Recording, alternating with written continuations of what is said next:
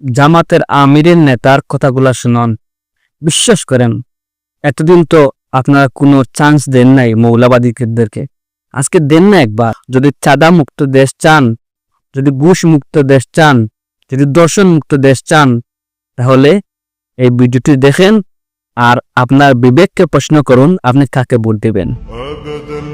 যদি আল্লাহ তাআলা আমাদেরকে এই সুযোগ দেন, আল্লাহ ভালো জানেন, প্রিয় জনগণ তারা বিবেচনায় নেবেন।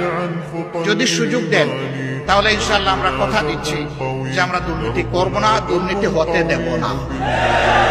বলবেন তার কি কোনো প্রমাণ আছে? একটু আছে তো ভাই। 2001 থেকে 6-7 জামাতে ইসলামের যে দেশপ্রেমিক নেতৃবৃন্দকে খুন করা হয়েছে বিচারিক আদালত, তারা তো 2-3 মন্ত্রণালয়ের দায়িত্ব পালন করেছেন। বলেন বাংলাদেশের কেউ কোনো দুশ্মনও আমাদের তাদের হাতে একটু দুর্নীতির গন্ধ লাগাইতে পেরেছে? পারে নাই। কেন? একটাই কারণ, তারা আল্লাহকে ভয় করে।